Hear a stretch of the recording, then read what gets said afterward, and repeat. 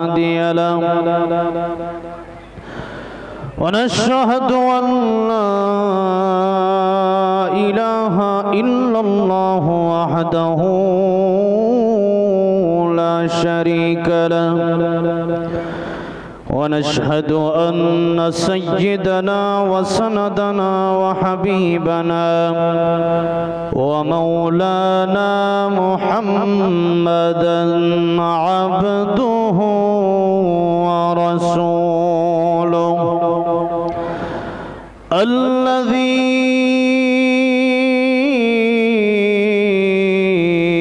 أرسل إلى الناس كافة بشيرا ونذيرا وداعيا إلى الله بإذنه وسراجا منيرا أما بعد فقد قال الله تعالى في كلامه المجيد وفي فرقانه الحميد أعوذ بالله من الشيطان الرجيم بسم الله الرحمن الرحيم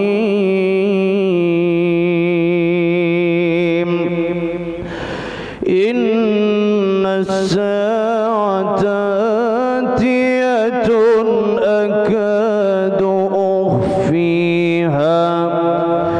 أكاد أخفيها لتجزى كل نفس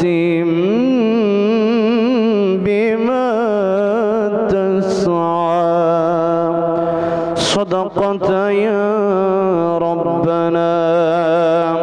قال النبي صلى الله عليه وسلم اغتنم خمسا قبل خمس شبابك قبل هرمك وصحتك قبل سقمك وغناك قبل فقرك وفراغك قبل شغلك وحياتك قبل موتك أو كما قال النبي عليه الصلاة والسلام. وقال تعالى في شان حبيبه ومحبوبه ومعشوقه مخبرا وآمرا إن الله وملائكته يصلون على النبي يا أيها الذين آمنوا صلوا عليه وسلموا تسليما. اللهم صل على محمد وعلى آل محمد كما صليت على إبراهيم وعلى آل إبراهيم إنك حميد مجيد. اللهم بارك على محمد وعلى آل محمد كما باركت على إبراهيم وعلى آل إبراهيم إنك حميد مجيد. আল্লাহ পাকের আলিশান দরবারে হৃদয়ের গভীর থেকে অসংখ্য অগণিত শুকর আদায় করছি যে মহান রব্বুল ইজ্জত ওয়াল জালাল আমাদেরকে অত্যন্ত দয়া করে মায়া করে ভালোবেসে আজকে কোরআনের জন্য আমাদেরকে কবুল করেছেন, মঞ্জুর করেছেন। এই জন্য হৃদয়ের গভীর থেকে প্রাণ খুলে মহাব্বতের সাথে আল্লাহ পাকের দেয়া জবান দিয়ে আল্লাহ পাকের শুকর আদায় করে সকলেই পড়ছি আলহামদুলিল্লাহ। এতগুলো মানুষ আপনারা, কিন্তু আপনাদের জবান দিয়ে আল্লাহর নামটা বের হচ্ছে না। একটু সবাই ইমানদার যদি হন, আপনার জন্য কোনো চিন্তা নাই, আপনার জন্য কোনো ভয় নাই, বিজয় আসবেই। আল্লাহ বলেছেন ওয়ালা তাহিনু ওয়ালা তাহজানু ওয়া আনতুমুল আ'লাউনা ইন কুনতুম মুমিনিন। যদি তুমি ইমানদার হও, তোমার কোনো ভয় নেই, তোমার কোনো পেরেশানি নেই, বিজয় তোমার কাছে আসবে। কিন্তু আমরা তো সেই হযরতে বেলালের মতো ইমানদার হতে পারি নাই, হযরতে খাব্বাব রাদিয়াল্লাহু আনহুর মতো ইমানদার হতে পারি নাই, হযরতে খুবাইব রাদিয়াল্লাহু আনহুর মতো ইমানদার আমরা হতে পারি নাই, হযরতে সুমাইয়া রাদিয়াল্লাহু আনহার মতো ইমানদার আমরা হতে পারি নাই।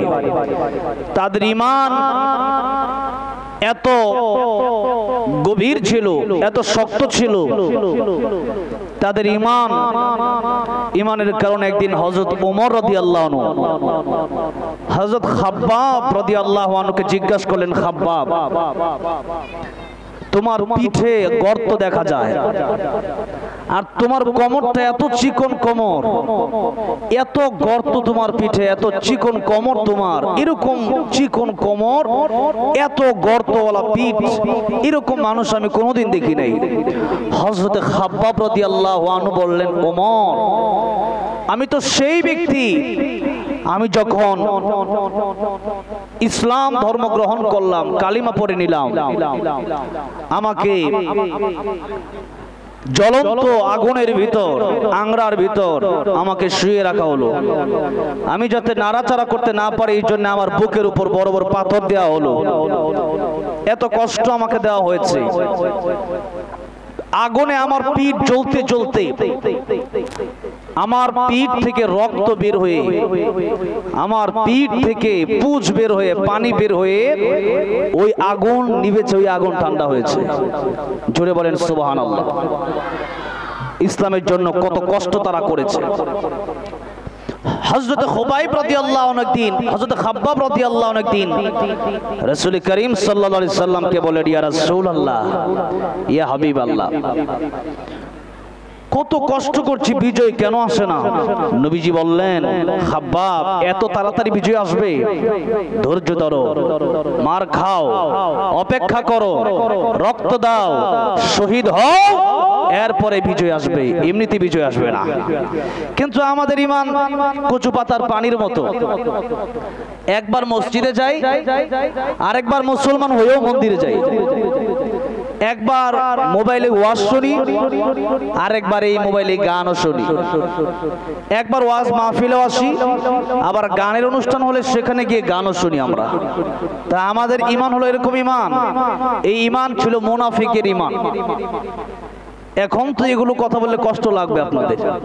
আল্লাহ নিজে বলেছেন, মুযাবযাবিনা বাইনা যালিকা লা ইলাহা উলাই ওয়ালা ইলাহা উলা।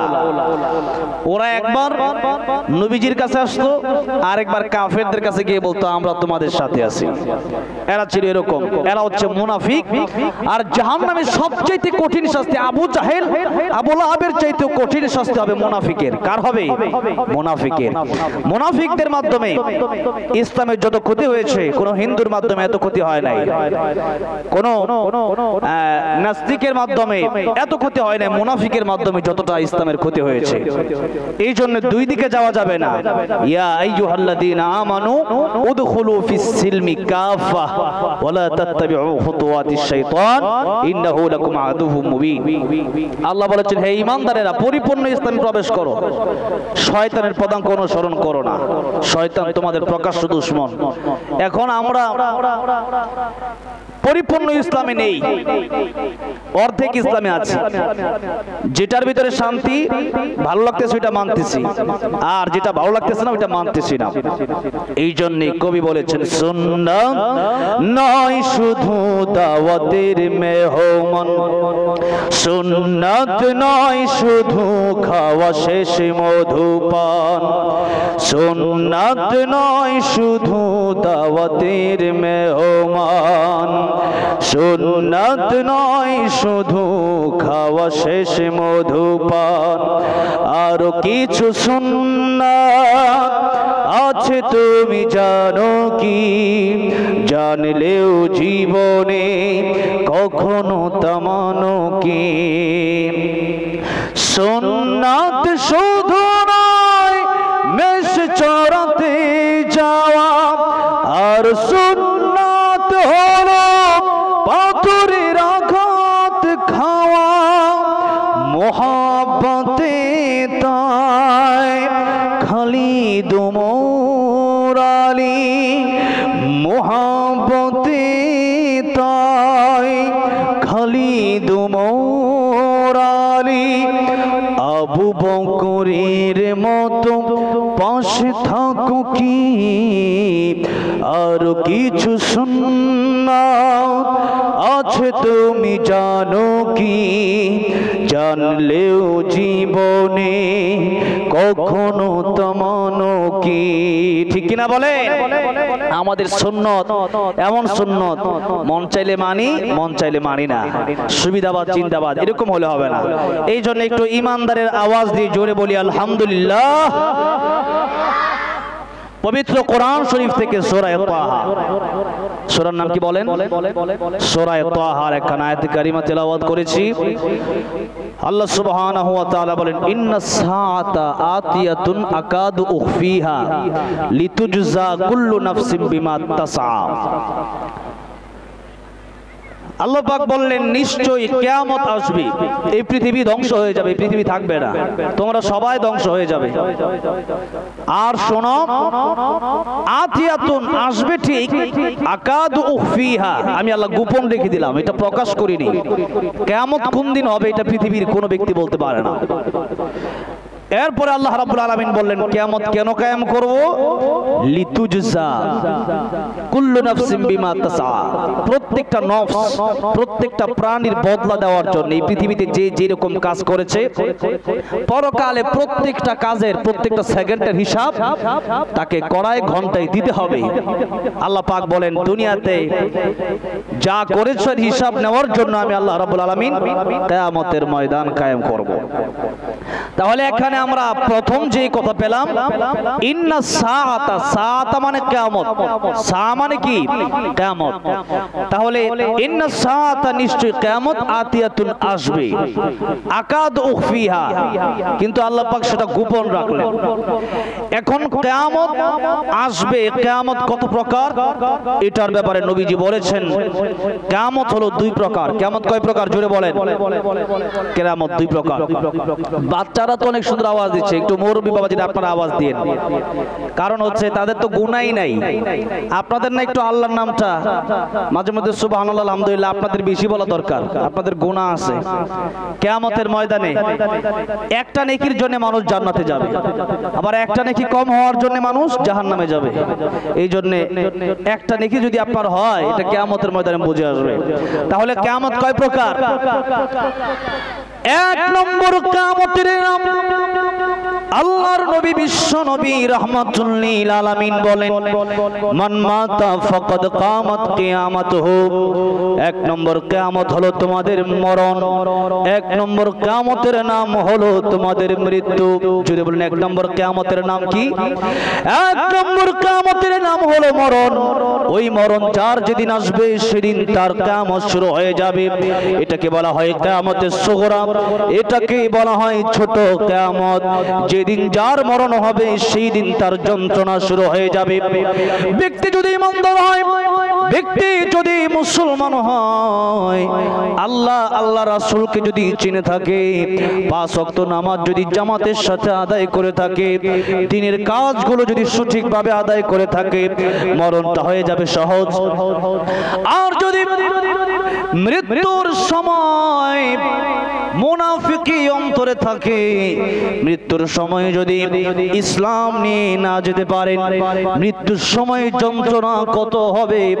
আল্লাহর নবী বিশ্ব নবী রাহমাতুল লিল আলামিন তিনার ঘরের সামনে যখন মালাকুল মাউত আজরাইল আসলেন, আল্লাহর নবী বিশ্ব নবী রাহমাতুল লিল আলামিনকে সালাম দিলেন, আসসালাতু ওয়াসসালামু আলাইকা ইয়া রাসূলুল্লাহ, আসসালাতু ওয়াসসালামু আলাইকা ইয়া হাবিবাল্লাহ।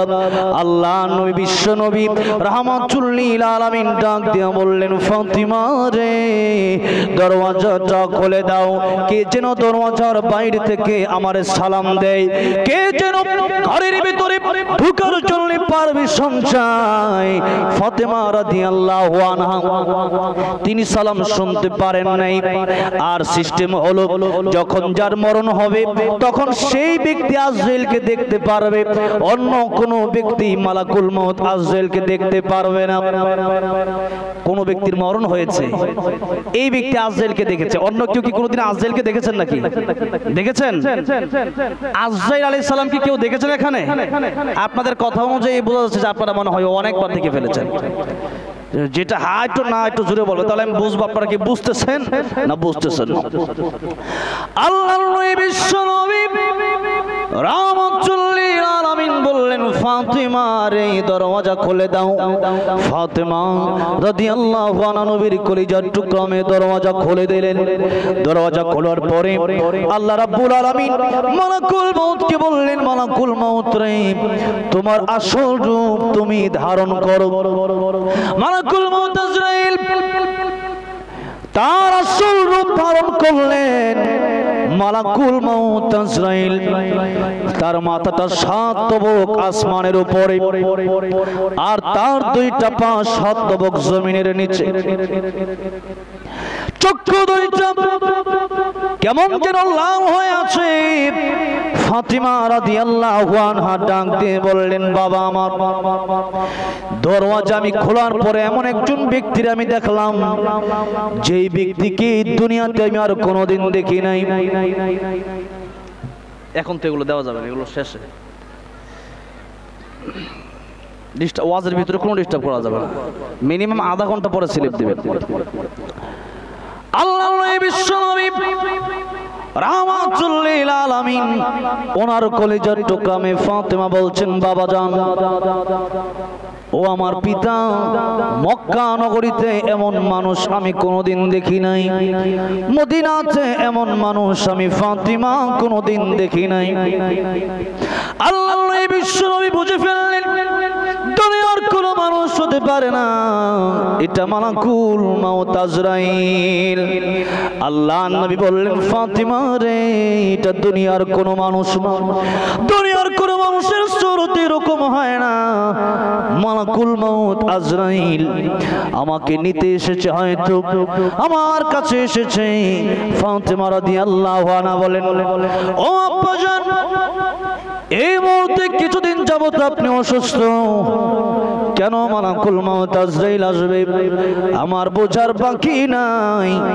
আপনি হয়তো দুনিয়া থেকে চলে যাবেন, আপনাকে হয়তো দুনিয়া থেকে মালাকুল মউত আজরাইল নিয়ে যাওয়ার জন্য এসেছে, আর না হয়তো এই মুহূর্তে মালাকুল মউত আজরাইল কেন আসবে, আমি দরওয়াজা খুলবো না, আপনি চলে যাবেন, আমি কারে বাবা বাবা বলে ডাকবো, আমার হাসান হুসাইন কারে নানা নানা বলে ডাকবে।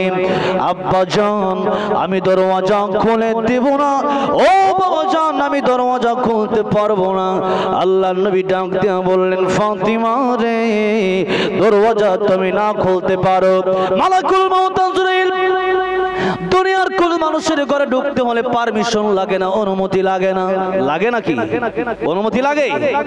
কারো ঘরে ঢোকার জন্য পারমিশন লাগে না, কারো বাড়িতে আসার জন্য মালাকুল মউতের অনুমতি লাগে না। ফাতিমা রে, আমার বাড়িতে মালাকুল মউত আজরাইল এসেছে, আমি তো শুধু দুনিয়ার মানুষের মানুষের জন্য রহমত নই, জিনের জন্য রহমত নই, এই কুল কায়নাতের জন্য আমি নবী রহমত, মালাকুল মউত আজরাইলের জন্য আমি নবী রহমত। বলেন সুবহানাল্লাহ। ফাতিমা মালাকুল মউত দরওয়াজার সামনে এসে সালাম না দিয়েও ঢুকতে পারত, কিন্তু এটা তোমার বাবার সম্মান, এটা আমি রাহমাতুল লিল আলামিন আখির জামানার পয়গম্বরের সম্মান।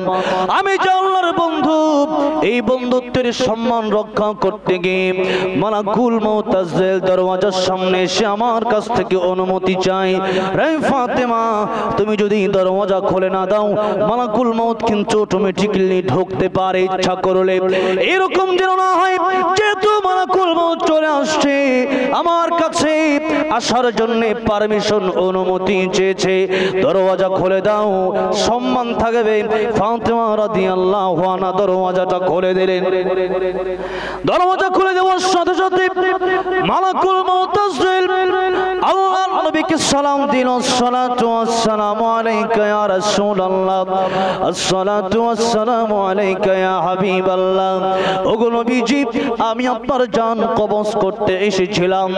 আল্লাহ রাব্বুল আলামিন বলেছেন আপনি যদি থাকতে চান আল্লাহ আপনাকে থাকার জন্য অনুমতি দিয়েছেন। কিয়ামত পর্যন্ত আপনি যত বছর হায়াত আল্লাহর কাছে চাইবেন আমার আল্লাহ তত বছর হায়াত আল্লাহ আপনাকে দান করে দিবেন। কিন্তু ইয়া রাসূলুল্লাহ ইয়া হাবিবাল্লাহ আমি যেহেতু নিতে এসেছি এখন আপনি বলেন থাকবেন না চলে যাবেন? আল্লাহ নবী বললেন মালাকুল মউত আজরাইল তুমি এখানে বসো, অপেক্ষা করতে থাকো হাত্তা ইয়াতিয়ানি জিবরাইল। জিবরাইল আসার আগ পর্যন্ত তুমি অপেক্ষা করতে থাকো, যতক্ষণ জিবরাইল না আসবে ততক্ষণ পর্যন্ত তোমার আমি কিছুই বলবো না। আমি যাব কি যাব না, আমি থাকবো কি থাকবো না এটা তোমার আমি বলবো না। আল্লাহর নবী বিশ্ব নবী রাহমাতুল লিল আলামিনের কাছে মুহূর্তের মধ্যেই জিবরাইল আলাইহিস সালাম উপস্থিত হয়ে যায়। বলেন সুবহানাল্লাহ। নবীজি মৃত্যুর আগেও পরামর্শ করলেন। কি করলেন? অনেক শিক্ষণীয় বিষয় আছে। আল্লাহ তাআলা যখন মানুষ বানাবেন তখন কি করেছিলেন? ফেরেশতাদের সাথে পরামর্শ করেছিলেন। আর আমরা অনেক সময় পরামর্শ ছাড়া কাজ করি, জন্য বিপদে পড়ি। সব সময় গার্ডিয়ান যারা থাকবে মুরব্বীদের কাছ থেকে পরামর্শ নিয়ে কাজ করবেন। পিতার কাছ থেকে, চাচার কাছ থেকে, দাদার কাছ থেকে, মায়ের কাছ থেকে, বড় ভাই বড় বোনের কাছ থেকে আপনি পারমিশন পরামর্শ নিয়ে কাজ করেন, ওই কাজে বরকত হবে। আল্লাহ ইচ্ছা করলে মানুষ ডাইরেক্ট বানাতে পারতেন, পারতেন কি পারতেন না? পারতেন। কিন্তু আল্লাহ পাক এরপরেও ফেরেশতাকে বললেন আমি দুনিয়াতে মানুষ পাঠাতে চাই। ফেরেশতারা বলল না পাঠানোর দরকার নেই। আল্লাহ বললেন ইন্নী আ'লামু মা লা তা'লামুন, আমি আল্লাহ যা জানি তোমরা তা জানো। এই যে আজকে যারা মাহফিলে এসেছেন আল্লাহ পাক বড় খুশি, ফেরেশতাদেরকে বলতেছে তোমরা না তাদেরকে বানাতে নিষেধ করেছিলে, আজকে কোরআনের মাহফিলে কোরআনের মজলিসে তারা আমি আল্লাহর কোরআনের ভালোবাসায় বসে গেছে। সুবহানাল্লাহ। আল্লাহ তাআলা গর্ব করছে আমাদেরকে নিয়ে যারা এখানে এসেছেন। আল্লাহর নবী বিশ্ব নবী রাহমাতুল লিল আলামিন জিবরাইল আলাইহিস সালামের অপেক্ষা করতে করতে জিবরাইল আলাইহিস সালাম চলে আসলেন। জিবরাইল ডেকে বললেন ইয়া রাসূলুল্লাহ ইয়া হাবিবাল্লাহ, ওগো নবীজি আপনি আমার বলেন কি জন্য ডেকেছেন? আল্লাহ বললেন জিবরাইল আমি যাব কি যাব না এটা তোমার কাছ থেকে পরামর্শ নিতে চাই, তুমি কি বলো? জিবরাইল ডেকে বলে ইয়া রাসূলুল্লাহ ইয়া হাবিবাল্লাহ, ওগো নবীজি এই দুনিয়া এটা তো কাফেরের জন্য বালাখানা, মুমিনদের জন্য এটা কষ্টের জায়গা। জিবরাইল আলাইহিস সালাম একটা আয়াত তেলাওয়াত করলেন ইন্নাকা মাইতু ওয়া ইন্নাহুম মাইতুন। এই দুনিয়াতে আপনাকে এই দুনিয়া ছেড়ে চলে যেতে হবে, আপনার দুশমনদের ওই দুনিয়া ছেড়ে চলে যাওয়া লাগবে। আল্লাহ রাব্বুল আলামিন কোরআন শরীফে আগে আয়াত নাজিল করে জানিয়ে দিয়েছেন এই দুনিয়া থাকার জায়গা না। ইয়া রাসূলুল্লাহ ইয়া হাবিবাল্লাহ শুনুন, এই দুনিয়াতে যদি আপনি থাকেন, কাফের বেঈমানের আপনাকে কষ্ট দিয়েছে, দুনিয়া তো শান্তির জায়গা না, শান্তির জায়গা তো আল্লাহ আপনার জন্য জান্নাতুল ফেরদাউস রেখেছেন। ইয়া রাসূলুল্লাহ, ইয়া হাবিবাল্লাহ, ওগো নবীজি, আমার আল্লাহ রাব্বুল আলামিন আপনার সাথে দেখা করার জন্য আমার আল্লাহ রাব্বুল আলামিন অপেক্ষা করতেছে। ইয়া রাসূলুল্লাহ, ইয়া হাবিবাল্লাহ, আপনি যদি আল্লাহর কাছে যান এটাই বড় উত্তম হবে। আমার নবীজি চোখের পানি ছেড়ে কাঁদতেছেন, কাঁদতে আরম্ভ করলেন। জিবরাইল বলে, ইয়া রাসূলুল্লাহ, ইয়া হাবিবাল্লাহ, ওগো নবীজি আপনি কাঁদেন কেন? আপনার কান্নার কারণটা আমি জানতে চাই। আপনি কি ফাতিমার জন্য কাঁদেন? আমার নবীজি ডাক দিয়া বললেন, জিবরাইল রে, আমি ফাতিমার জন্য কাঁদি না। ইয়া রাসূলুল্লাহ, আপনি কি আয়েশার জন্য কাঁদেন? না রে জিবরাইল, আমি আয়েশার জন্য কাঁদি না।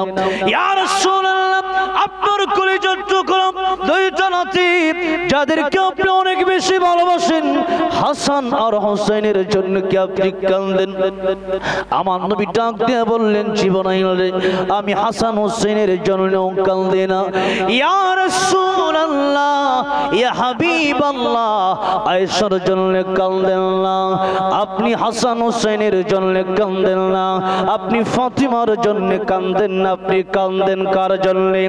আল্লাহর নবী, বিশ্ব নবী রাহমাতুল লিল আলামিন ডাক দিয়ে বলেন, জিবরাইল, আমি কান্দি আমার গুনাহগার উম্মতের জন্য।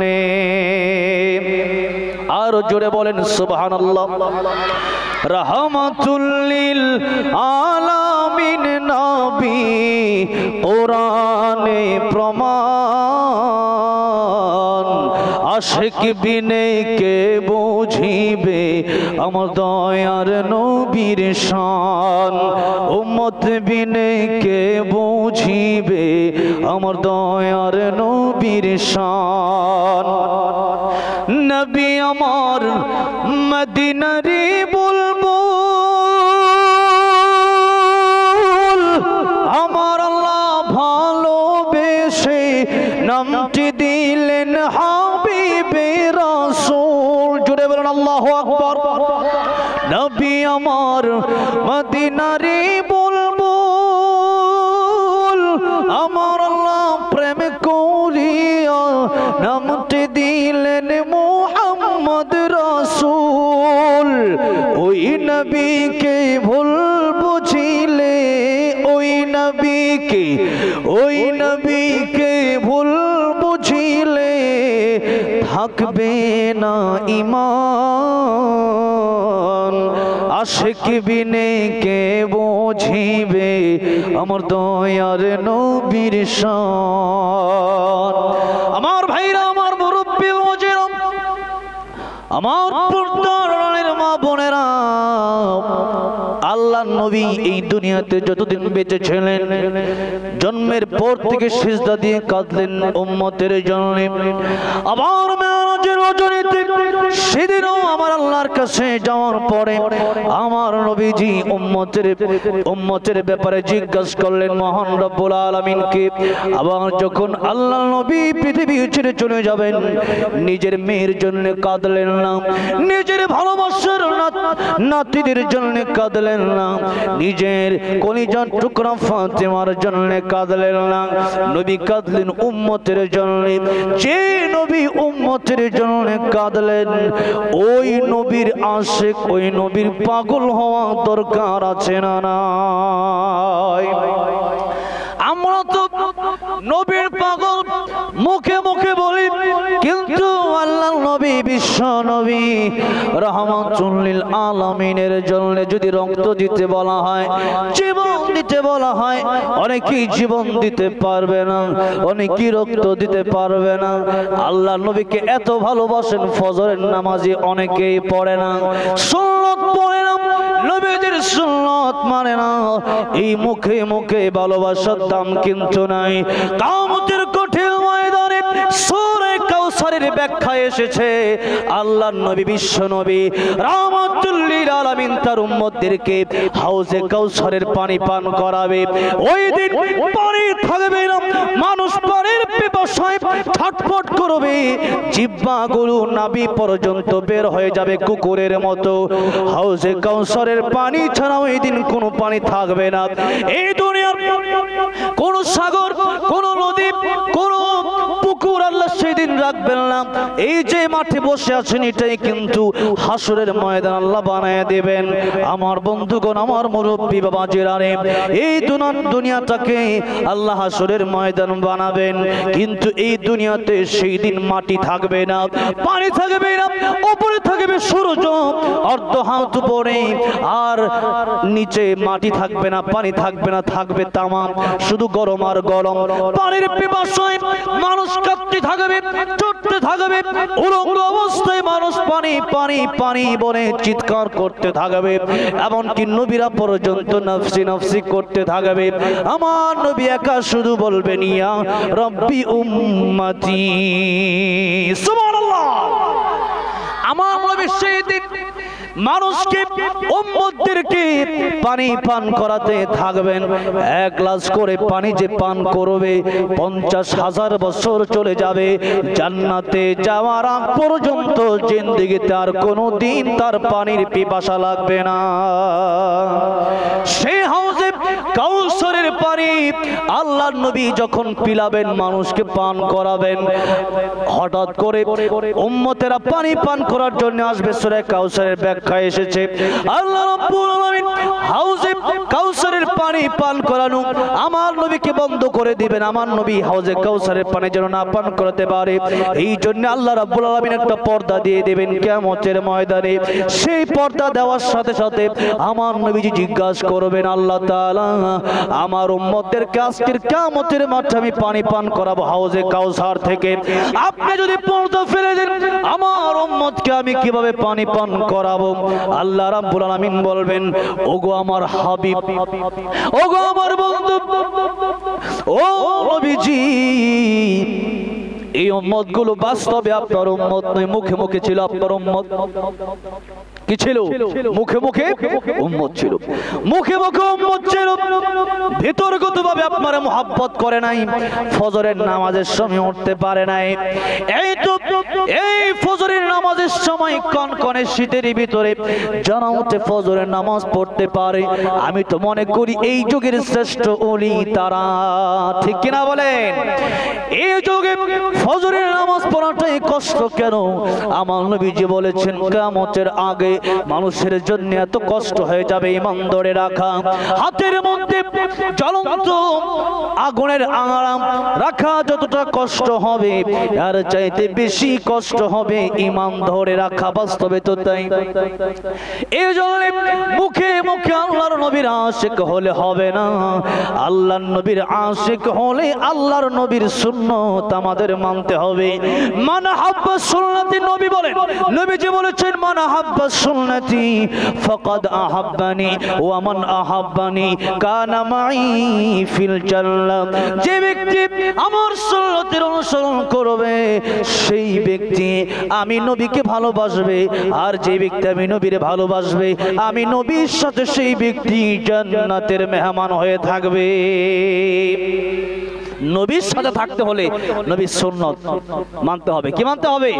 এই মুখে মুখে বলার মাধ্যমে হাউজে কাউসারের পানিও আপনি পাবেন না, নবীর সুপারিশ আপনি পাবেন না। এবার আল্লাহর বিশ্ব নবী রাহমাতুল লিল আলামিন জিবরাইলকে বললেন, জিবরাইল আমি কান্দি আমার গুনাহগার উম্মতের জন্য। জিবরাইল বলেন, ইয়া রাসূলুল্লাহ কি করার প্রয়োজন বলেন, আমি আল্লাহর কাছে বলি। আমার নবী ডাক দিয়ে বলেন, জিবরাইল রে, বহু নবীর উম্মত উম্মতকে আল্লাহ রাব্বুল আলামিন গুনার জন্য ধ্বংস করে দিয়েছে। আমার উম্মত গুনাহ তো করবে, আমার উম্মতকে যদি আল্লাহ রাব্বুল আলামিন ধ্বংস করে দেয়, আমার পরে তো আর কোনো নবী নাই, আমি তো আখির নবী, ওয়াল আখির রাসূলুল্লাহি ওয়া খাতামান নবীন, আমি তো শেষ নবী।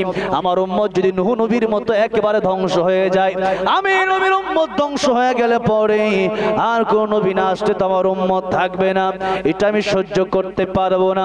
অনেকগুলো কথা আল্লাহ রাব্বুল আলামিনকে জানালেন, যতগুলো কথা জানালেন আল্লাহ রাব্বুল আলামিন আমার নবীর সবগুলো কথা তার উম্মতের জন্য বাস্তবায়ন করে দিলেন। এবার বিশ্বনবী রাহমাতুল লিল আলামিন মৃত্যুর আগে বললেন, ও দুনিয়ার মানুষেরা, তোমাদেরকে বলে যাই, জীবনে যা কিছু করো না কেন তোমরা নামাজ কোনোদিন ছাড়বে না। কি ছাড়বে না? কি ছাড়বে না? নামাজ। কিন্তু এই নামাজ কি আমাদের এখন আছে? 2 ওয়াক্ত পড়তে পারলে আর 3 ওয়াক্তই পড়ি না, এই নামাজ দিয়ে হবে না। আল্লাহ বিশ্বনবী রাহমাতুল লিল আলামিন বললেন, মালাকুল মউত এবার আমার জান তুমি কবজ করো। মালাকুল মউত এবার আমার নবীর জান কবজ করা শুরু করলেন। মনোযোগ দেন, মনোযোগ। আল্লাহ বিশ্বনবী রাহমাতুল লিল আলামিন মালাকুল মউত কি জিজ্ঞাসা করলেন, আজরাইল রে আমার বুকের উপর তুমি রাখলা কি? মালাকুল মউত বলে, ইয়া রাসূলুল্লাহ রাখলাম আমার হাত। আল্লাহ নবী ডাকতে বললেন, মালাকুল মউত তোমার হাত তুমি রাখলাম, আমার মনে হয় উহুদ পাহাড়টা বুঝি আমার বুকের উপর তুমি রেখে দিয়েছো। নবীজি বলেন, মৃত্যুর যন্ত্রণা বুঝে এত কঠিন, এই মৃত্যুর যন্ত্রণার ব্যাপারে নবীজি যদি এই কথা বলেন, আমার আপনার জীবনে কত গুনাহ।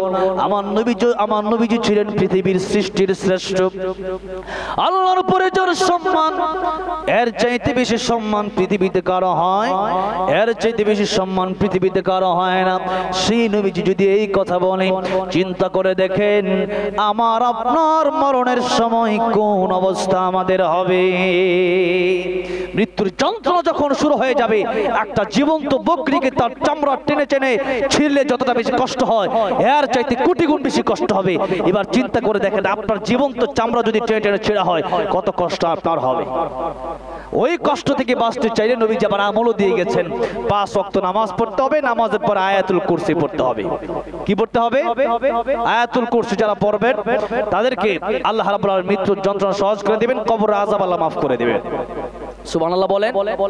তাহলে আয়াতুল কুরসি আমরা পড়বো তো ইনশাআল্লাহ? ইনশাআল্লাহ। আমি আসলে অত্যন্ত অসুস্থ, হ্যাঁ, এরপরেও আপনাদের আওয়াজ, আর আমি বাংলাদেশের মতো মাইক তো ইন্ডিয়া নেই, কথাটা বুঝতে পারছি, আমার অনেক কষ্ট হয়ে যাচ্ছে। আমি এত অসুস্থ, 2 দিন শোয়া থেকে উঠতে পারি নাই। আজকে অনেক কষ্ট করে, লম্বা জার্নি, অনেক জ্যাম ছিল, আমি সেখান থেকে আসলাম। আমি বেশি সময় আমি দিতে পারবো না, তো এই জন্য একটু মনোযোগ দিয়ে অল্প সময় কথা শুনে এরপরে মোনাজাত হবে ইনশাআল্লাহ। এবার আসুন, সাতুন কিয়ামত, এই কিয়ামতের 1 নম্বর অর্থ আমি কি বলেছিলাম বলেন? আপনারা বুঝেন নাই মনে? 1 নম্বর অর্থ কি? মৃত্যু, মরণ। তাহলে এই মরণের জন্য আমাদের প্রস্তুতি নেওয়ার দরকার আছে না নাই? হ্যাঁ আছে। আপনারা কেমন কথা বলেন? ইন্ডিয়ার মানুষ কথা বলে না, আমি জানি আগে থেকে। এই জন্য একবারে সুতরাং সব কথা বক্তারে দিয়ে দেন, আর আপনারা কোনো কথাই বলেন না। এটা শিখতে হবে তখন পক্ষে। আমরা তো বাংলাদেশে থাকলে এক সুবহানাল্লাহ বললে পুরা ভূমিকম্প শুরু হয়ে যায় আমাদের বাংলাদেশে। নারায়ে তাকবীর আল্লাহু আকবার দিলে পুরো ভূমিকম্প শুরু হয়ে যায় আমাদের বাংলাদেশে। হ্যাঁ, আর আপনাদের দেশে আল্লাহু আকবার তো শব্দই নেই। জোরে বলেন নারায়ে তাকবীর, নারায়ে তাকবীর। এই যে এখন আওয়াজ হয়েছে, মাশাআল্লাহ। আমার ভাইরা, আমার মুরব্বি ওয়াজিরা, নবীজি বলেন মৃত্যুর প্রস্তুতি নেওয়া কেমন? হাদিস শরীফ পড়লাম খুতবার শুরুতে, আল্লাহর নবী বিশ্বনবী বললেন, ইগতানিম খামসান ক্বাবলা খামসিন শাবাবাকা ক্বাবলা হারামিক। 5টা সময় আসার আগে তোমরা 5টা সময়ের মূল্য দাও। জোরে বলেন, কয়টা সময় আসার আগে? 5টা।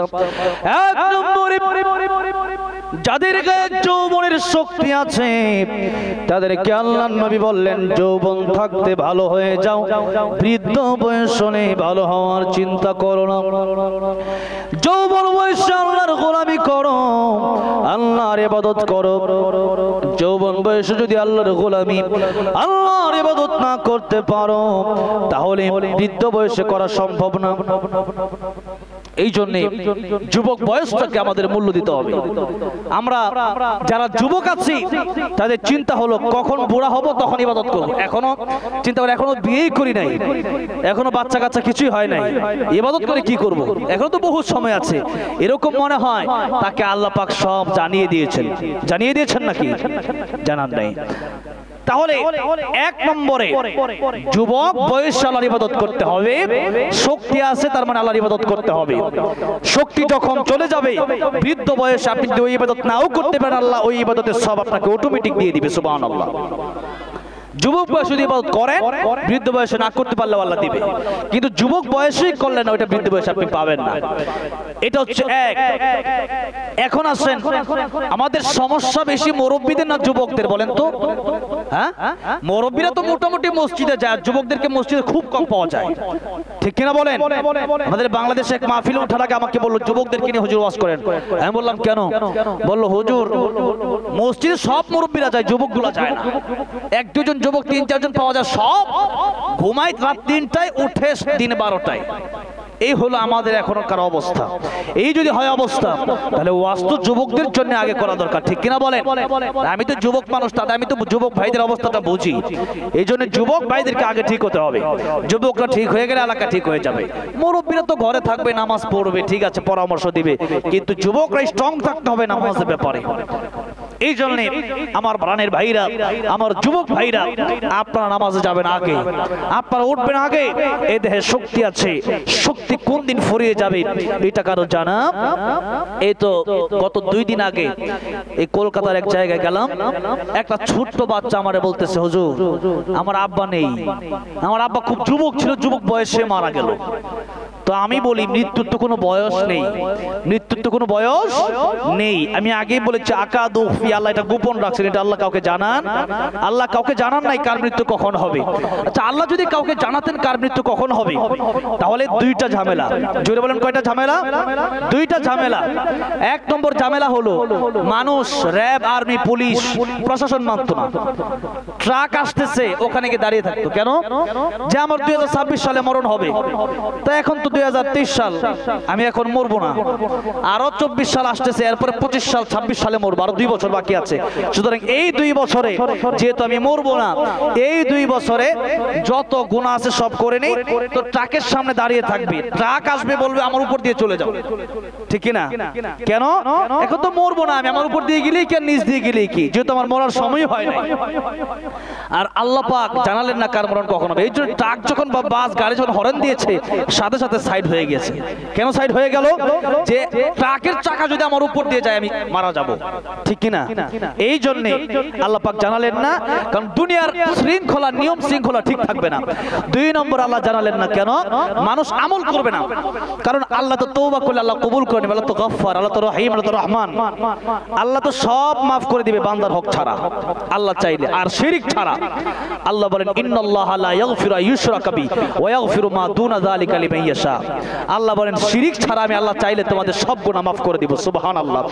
আল্লাহ তুমি দয়ার সাগর, রহমানুর রহিম, তোমার দয়ায় পূর্ণ আমার সারা নিশিদিন, তোমার দয়ায় পূর্ণ আমার সারা নিশিদিন। আল্লাহ হচ্ছেন দয়ার সাগর। আল্লাহ কি? দয়ার সাগর। আমাদের গুনাহ যত বেশি তার সাথে কোটি কোটি গুণ বেশি আল্লাহর মায়া, আল্লাহর ভালোবাসা, আল্লাহর দয়া। কোন সুবহানাল্লাহ। মৃত্যুর 5 মিনিট আগেও যদি কেউ আল্লাহর কাছে খাঁটি দিতে তওবা করতে পারে আল্লাহ তার জীবনে সব গুনাহ মাফ করে দেবে। 80 বছর হিন্দু ছিল, মুসলমান হয়েছে, মুসলমান হওয়ার 2 মিনিট পরেই মারা গেছে, আল্লাহ তারে সব 80 বছরের গুনাহ মাফ করে আল্লাহ তাকে জান্নাতের মালিক বানায় দিবেন। আল্লাহ এত দয়ালু, আল্লাহ 80 বছর দেখেন, আল্লাহ দিলটা নিয়তটা দেখেন, আল্লাহ মনটা দেখেন, কোন ব্যক্তি আল্লাহর কাছে মাফ চাইলো, ক্ষমা চাইলো, তওবা করলো, এটা আল্লাহ দেখেন। আর আল্লাহ তো ফেরেশতা বানালেই পারতেন, তো মানুষ না বানালেও পারতেন। ফেরেশতারা বলেছিলেন নাহনু নুসাব্বিহু বিহামদিকা ওয়া নুকদ্দিসু লাক, আল্লাহ তোমার তাসবিহ তোমার ইবাদত করার জন্য আমরা আছি, মানুষ বানানোর কি দরকার? আল্লাহ বলেন আমি যা জানি তোমরা জানো। তার মানে কি? তার মানে হচ্ছে বান্দা যখন গুনাহ করবে এরপর আল্লাহর কাছে মাফ চাবে, এটা আল্লাহর কাছে ভালো লাগবে। কোন সুবহানাল্লাহ। এটা আল্লাহ বড় খুশি হয়। বান্দা গুনাহ তো করবেই, এই মানুষকে আল্লাহ গুনার শক্তিও দিয়েছেন, আবার ভালো কাজ করার শক্তিও দিয়েছেন। গুনাহ করে যখন আল্লাহর কাছে ক্ষমা চাইবে, আল্লাহ বলেন বান্দা তোর সব গুনাহ আমি আল্লাহ মাফ করে দিলাম। কিন্তু আল্লাহ শিরিক মাফ করবে না। যেরকম পূজা, মূর্তি পূজা, এরপর সূর্য চন্দ্রের পূজা, কোন কবর পূজা, মাজার পূজা, কোন পীরের পূজা, কোন পীরের পায়ে সিজদা, এগুলো সম্পূর্ণ হারাম। এগুলো যারা করবে আল্লাহ এদেরকে কোনোভাবেই মাফ করবে না, নিশ্চিত ডাইরেক্ট তারা জাহান্নামে যাবে। আল্লাহ বলেছেন লা ইয়াগফিরু, ডাইরেক্ট কোরআনের আয়াতের কোনো হাদিস না, এটা আলাদা এমনও না যে আমি আমার পক্ষ থেকে বানিয়ে বলছি, কোনো হুজুর কোনো মোল্লার কথা না। আল্লাহ ডাইরেক্ট বলেছেন ইন্নাল্লাহা লা ইয়াগফিরু আইয়ুশরাকা বি, আমি আল্লাহ সব মাফ করলেও আমি আল্লাহ শিরিক মাফ করব না। আল্লাহ রাব্বুল আলামিন আমাদেরকে এই কপালটা দিয়েছেন কেবলমাত্র আল্লাহর কদমে সিজদা। আরে কত দুনিয়াতে এই যে আমরা কাপড় বানাইছি, কোট, এরপরে পাঞ্জাবি, আপনারা শার্ট বানিয়েছেন, বলেন তো শার্টে টাকা রাখার পকেট আছে না নাই? বলেন তো আছে। কিন্তু কাফনের কাপড় 3 টুকরা অথবা 5 টুকরা যে দেবে, বলেন তো এই কাপড়ের কাপড়ে কি কোনো পকেট থাকবে? একটা পকেটও থাকবে না। তার মানে যেই কাপড়ের পকেট নাই, ওই কাপড়ের সাথে টাকা পয়সা নিয়ে যাওয়ার, সম্পদ নিয়ে যাওয়ার কোনো সুযোগ নাই। আমার ভাইরা, আমার মুরব্বি বাবাজিরা, যেহেতু দুনিয়া থেকে টাকা পয়সা নিয়ে যাওয়ার কোনো সুযোগ নাই, এই দুনিয়া থেকে যেহেতু সম্পদ নিয়ে যাওয়ার কোনো সুযোগ নাই, আর এই দুনিয়া 2 দিনের দুনিয়া, আজকে আছেন কালকে নাই, এই মুহূর্তে বেঁচে আছেন। আমি বাংলাদেশে যেতে পারবো কিনা আমি জানি না, আপনি এখান থেকে ঘরে ফিরে যেতে পারবেন কিনা আপনি জানেন না। সুতরাং এই দুনিয়ার আশা করে কোনো লাভ নাই, আশা করতে হবে ওই জান্নাতের, যেই জান্নাত আবাদুল-আবাদ, যেই জান্নাতে আপনি ঢুকবেন চিরকালের জন্য, অনন্তকালের জন্য। ওই জান্নাতের ভিতরে আল্লাহ রাব্বুল আলামিন আপনারে দেবে, ওই জান্নাতের ভিতরে জিন্দেগিতে কোনোদিন আপনার মরণ হবে না। দুনিয়াতে কি আছে স্যার? 1 নম্বর অর্থ কি? মরণ। এই মরণ দুনিয়াতে আছে, কিন্তু জান্নাতে ওই মরণ থাকবে না। যেখানে মরণ নাই সেই জায়গার চিন্তা করা দরকার না, যেখানে মরণ আছে সেই চিন্তা করা দরকার। ওই জায়গা যেখানে মরণ নাই, ওই জায়গা পাওয়ার আশা করা দরকার। এই দুনিয়াতে অনেক সম্পদ কামালেন, টাকা পয়সা কামালেন, ব্যাংকে রাখলেন, এরপরে বাড়ি গাড়ি করবেন, আপনি 20 তলা একটা বাড়ি করবেন। টাকা পয়সা নিয়ে যখন বাজারে যাচ্ছেন, ইট সিমেন্ট কিনবেন, রড কিনবেন, এই সময় আজরাইল মালাকুল মাউত আসতে পারে কি পারে না? বলেন তো আসতে পারে। সুতরাং এই টাকা পয়সা আপনি খেয়ে যেতে পারেন কিনা ওটা তো জানাই নাই। সুতরাং ওই জান্নাত, যে জান্নাতে আল্লাহ রাব্বুল আলামিন আপনাকে দাউদ নবীর মতো কণ্ঠ দিবেন, ইউসুফ আলাইহিস সালামের মতো সৌন্দর্য দান করবেন, আদম নবীর মতো 60 হাত লম্বা দিবেন, আমার নবীজির মতো বিশ্ব নবী মুহাম্মদুর রাসূলুল্লাহ সাল্লাল্লাহু আলাইহি সাল্লামের মতো চরিত্র দান করবেন, যেখানে গেলে মিনিমাম 72টা হুর আল্লাহ দান করবেন, যারা একবার দুনিয়াতে থুতু ফেললে দুনিয়ার সমস্ত সাগর নদীর পানিগুলো মেশকে আম্বর হয়ে যেত। তাহলে সেটা দরকার নাকি দুনিয়া দরকার? বলেন। আল্লাহ রাব্বুল আলামিন এই দুনিয়াতে আমাদেরকে এটাই জানালেন, দুনিয়ার মানুষের আরে এই দুনিয়া তোমাদেরকে দিলাম, আবার কিন্তু পরকাল আছে। যেই না পাক পানি থেকে আমি আল্লাহ রাব্বুল আলামিন তোমাদেরকে বানালাম, কিয়ামতের ময়দানে কিন্তু তোমাদেরকে আবার আমি উঠাবো। আচ্ছা বলেন তো, অনেকেই যেরকম অনেক হিন্দুরা এটা বিশ্বাস করে না। কি বিশ্বাস করে না? তারা বিশ্বাস করে না যে, তারা মনে করে আগুন দিয়ে পুড়িয়ে ফেললি সব শেষ। আচ্ছা বলেন তো, যে আল্লাহ নাপাক পানি থেকে আমাদেরকে, জিরো থেকে আমরা ছিলাম না, কিছু ছিলাম না, ওই আল্লাহ আমাদেরকে এই যে কথা বলতে পারতেছি, আমরা মনে করি মানুষ মরে গেলে এটা মনে হয় অনেক আশ্চর্যের বিষয়, অবাক হয়ে যে এই লোকটা এত তাড়াতাড়ি মারা গেল। কিন্তু আমি যে কথা বলতেছি, এই যে হাত নাড়াচ্ছি, এই যে আপনারা বসে বসে আমার দিকে তাকিয়ে আছেন, আমি আপনাদের দিকে তাকিয়ে আছি, এটা হচ্ছে অবাক করা বিষয়। এটা কেমনে হচ্ছে? ঠিক কিনা বলেন? এটা হচ্ছে অবাক করা বিষয়। মরে যাওয়া কোনো অবাক করা বিষয় না, বেঁচে থাকাটাই অবাক করা বিষয়, মরে যাওয়া অবাক করা বিষয় নয়। এই জন্য আল্লাহ রাব্বুল আলামিন এই দুনিয়া দুনিয়া দিলেন আর পরকাল রাখলেন। আল্লাহ রাব্বুল আলামিন বললেন দুনিয়ার মানুষেরা হাল আতা আলাল ইনসান হিনুম মিনাদ দাহরি লাম ইয়াকুন শাইআম মাযকুরা, কিছুই তোমরা ছিলে না। মিন আই শাইইন খালাকাহু মিন নুতফাতিন খালাকাহু ফাকাদ্দারা সুম্মা সাবিলা ইয়াসসারা, মায়ের পেট থেকে নাপাক পানির মাধ্যমে আমি আল্লাহ রাব্বুল আলামিন তোমাদেরকে দুনিয়ায় আনলাম। এই দুনিয়া তোমাদের পরীক্ষার জায়গা। আল্লাযী খালাকাল মাউতা ওয়াল হায়াতা লিয়াবলুয়াকুম আইয়ুকুম আহসানু আমালা, কে কত ভালো আমল এই দুনিয়াতে করতে পারো, এটা হচ্ছে তোমাদের পরীক্ষার জায়গা। আল্লাহর নবী বলেন আদ-দুনিয়া মাজরাতুল আখিরা, দুনিয়া হচ্ছে তোমাদের কর্মক্ষেত্র। এখানে যে গাছ লাগাবা ওই গাছের ফল তোমরা কিয়ামতের কঠিন ময়দানে অর্জন করবে। তাহলে আপনি যদি জাহান্নামের আগুনের গাছ লাগিয়ে যান তাহলে কি আপনি কিয়ামতের ময়দানে জান্নাত পাবেন? ফারিকুন ফিল জান্নাতি ওয়া ফারিকুন ফিস সাঈ, একটা জান্নাতে একটা জাহান্নামী হবে। আল্লাহ বলবেন আমতাজুল ইয়াউমা আইয়ুহাল মুজরিমুন, আজকে জাহান্নামে আলাদা হয়ে যাও। সেই দিন যদি আপনার আমল থাকে জাহান্নামে তাহলে আপনি তো জান্নাতে যেতে পারবেন না। এই জন্য আমার ভাইরা, আমার মুরব্বি বাজিরা, ওই জান্নাতে, যেই জান্নাতে অনন্তকাল থাকবো, 32 বছর যে যুবক থাকবে এই যুবকটা 32 বছরই থাকবে, কোনোদিন 33 বছর হবে না। বলেন সুবহানাল্লাহ। এই জন্য এই দুনিয়া পরীক্ষার হল বানালেন। গরু ছাগলের জন্য জান্নাত জাহান্নাম নাই, গাছ গাছালি পাক পাখালির জন্য জান্নাত জাহান্নাম নাই। এই জন্য তারা দুনিয়াতে যা কিছু করুক না কেন আল্লাহ রাব্বুল আলামিন তাদেরকেও কিন্তু কিয়ামতের ময়দানে উঠাবে। একটা গরু যদি আরেকটা গরুকে গুতা দিয়ে থাকে আল্লাহ কিয়ামতের ময়দানে বলবেন তুমি আজকে তার প্রতিশোধ গ্রহণ করে নাও। এরপর আল্লাহ বলবেন তোমরা মাটি হয়ে যাও। কিন্তু মানুষ মাটি হবে না, মানুষকে আল্লাহ রাব্বুল আলামিন আবার উঠাবেন। আবার উঠানোর পরে মানুষের হিসাব শুরু হয়ে যাবে। কেউ যাবে জান্নাতে, কেউ যাবে জাহান্নামে। এই জন্য দুনিয়ায় থাকাকালীন অবস্থায় জান্নাতের টিকিট আপনি সংগ্রহ করেন। জান্নাতের টিকিট আপনি সংগ্রহ করবেন দুই কাজের মাধ্যমে। আমানু, একটা হলো ঈমান, আরেকটা হলো আমিলুস সালিহাত, আরেকটা হলো নেক আমল। নেক আমল বলতে আপনার জীবনের শুরু থেকে নিয়ে মৃত্যু পর্যন্ত যা কিছু করবেন সব কিছু হবে আমার আল্লাহর জন্য।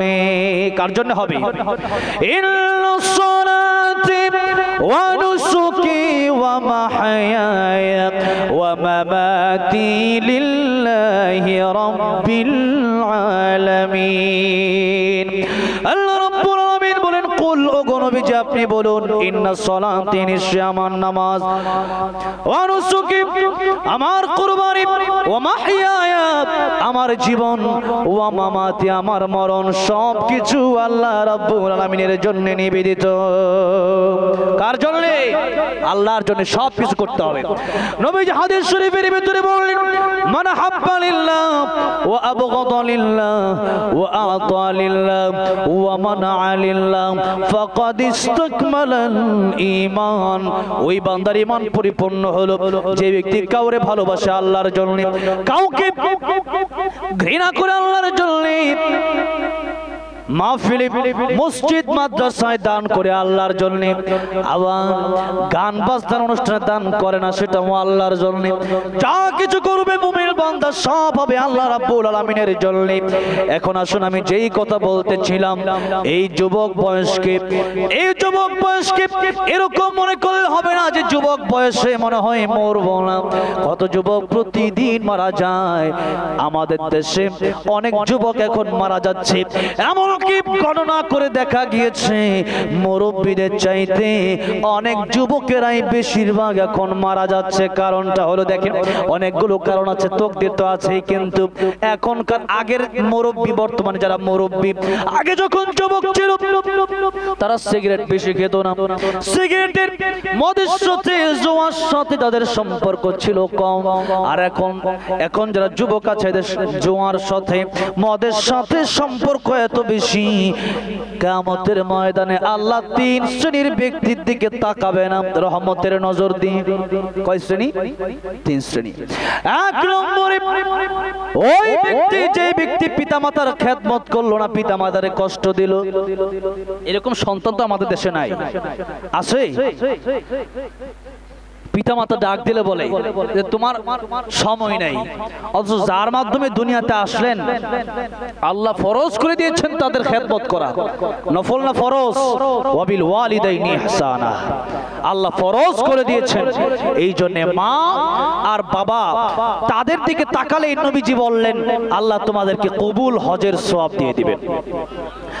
একটি হজের সওয়াবে মিলে মাকে একবার দেখিলে, একটি হজের সওয়াবে মিলে মাকে একবার দেখিলে, মা কেন এত দামি জানে না সকলে, মা কেন এত দামি জানে না সকলে।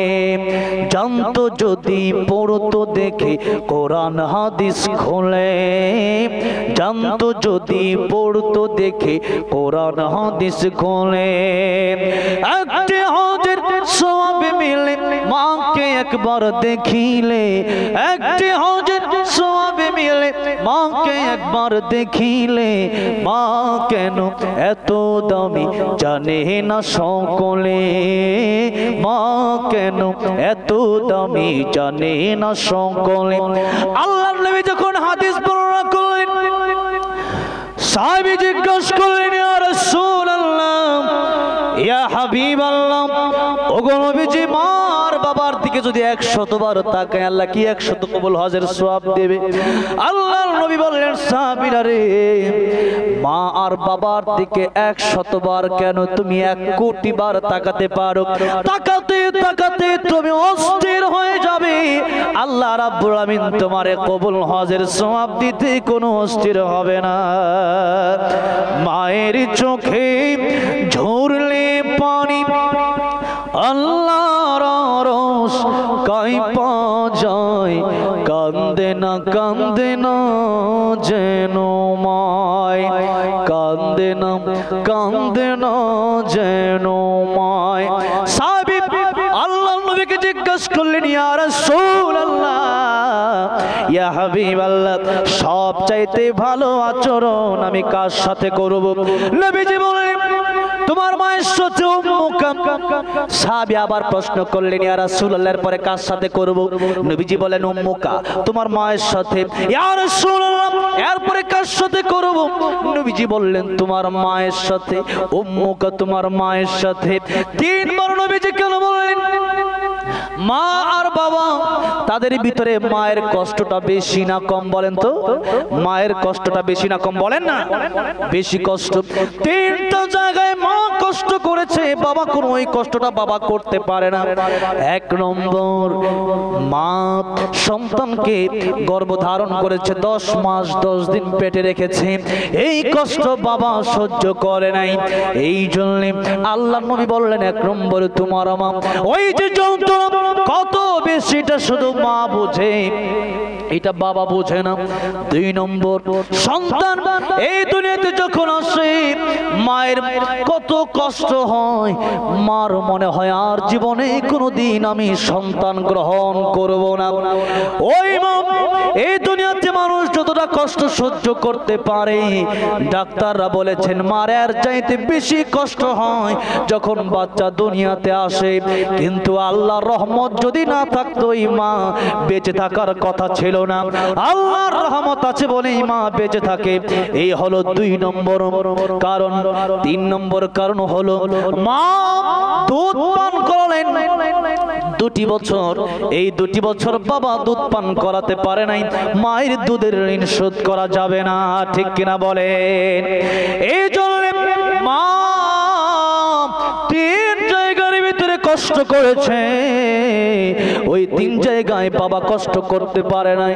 নবীজি বলেন 1 নম্বর উম্মুকা, 2 নম্বর উম্মুকা, 3 নম্বরে উম্মুকা।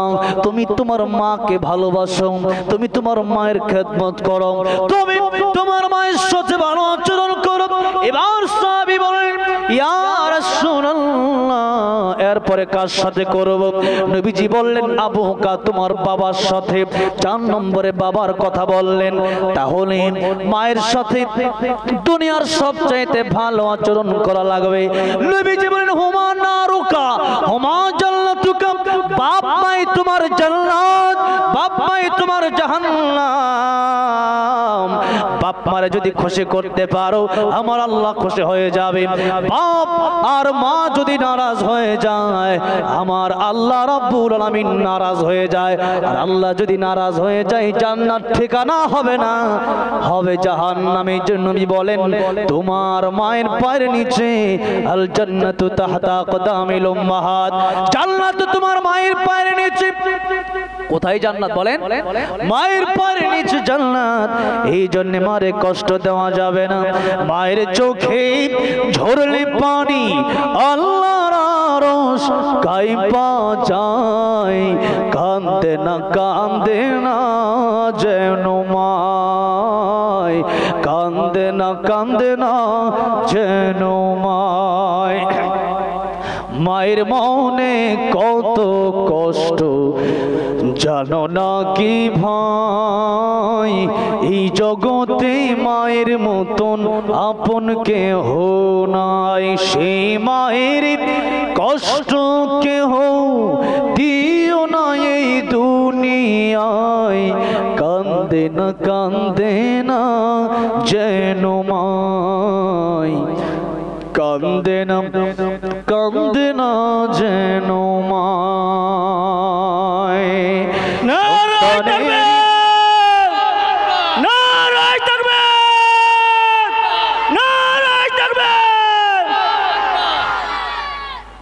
সন্তানের জন্য মায় করলে মুনাজাত, ফিরাতে পারেন না প্রভু মায়ের দুটি হাত। দোয়া চাইবেন বাপ মার কাছে। কার কাছে?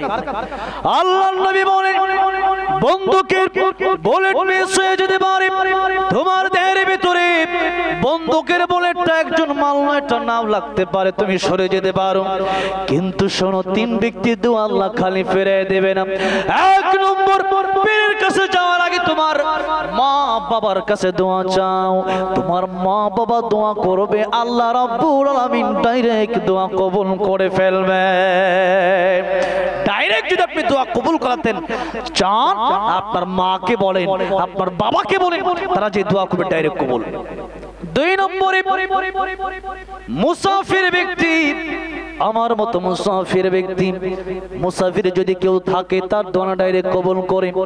তিন নম্বরে, মাজলুম ব্যক্তি, সে যে দোয়া করবে বদদোয়া করবে আল্লাহ এটাও কবুল করে নেবে। তাহলে মা আর বাবা হচ্ছে দোয়া, তাদের কাছ থেকে নিতে হবে। আমরা তো হুজুরের কাছে দৌড়াই, হুজুরের কাছ থেকে দোয়া নিলে কবুল হবে কোথাও নাই, পীর সাহেবের কাছে দোয়া নিলে দোয়া কবুল হবে কোথাও নাই। কিন্তু হাদিস শরীফের স্পষ্ট বক্তব্য হলো তোমার মায়ের কাছ থেকে দোয়া নাও, বাবার কাছ থেকে দোয়া নাও, সেই দোয়া আমার আল্লাহ রাব্বুল আলামিনের আরশ পর্যন্ত পৌঁছে যাবে। সুবহানাল্লাহ। সন্তানের জন্য মায় করলে মুনাজাত, ফিরাতে পারেন না প্রভু মায়ের দুটি হাত। মায়ের পায়ের নিচে বেহেশত, মায়ের পায়ের নিচে বেহেশত, সেই কথা বলো না হয়, কান্দে না যেন মায়, কান্দে না যেন মায়। আমার ভাইরা, আমার মুরব্বী বাবাজিরা, এই দুনিয়াতেও ধ্বংস, পরকালেও সেই ব্যক্তি ধ্বংস যে মারে কষ্ট দিল, বাবারে কষ্ট দিল। আর নবীজি বলেন বাপ মাই তোমার জন্য হুমা নারুকা, তোমার জন্য জাহান্নাম, আবার হুমা জান্নাতুকা, তারাই তোমার জন্য জান্নাত। বাপ মারে খুশি করো জান্নাতে যেতে পারবে, আর বাপ মারে যদি নারাজ করে দাও জাহান্নামের আগুনে জ্বলা লাগবে। আল্লাহর ইবাদত করেন, বাপ মা আপনার প্রতি খুশি না, আপনি তৈরি থাকেন জাহান্নামে যাওয়ার জন্য। তাহলে কিয়ামতের ময়দানে আমি যে কথা বলতেছিলাম, তিন ব্যক্তির দিকে আল্লাহ রহমতের নজর দিয়ে তাকাবেন। আল্লাহ যদি রহমতের নজর দিয়ে না তাকায়, বলেন তো ওই দিন যাওয়ার কোনো জায়গা আছে?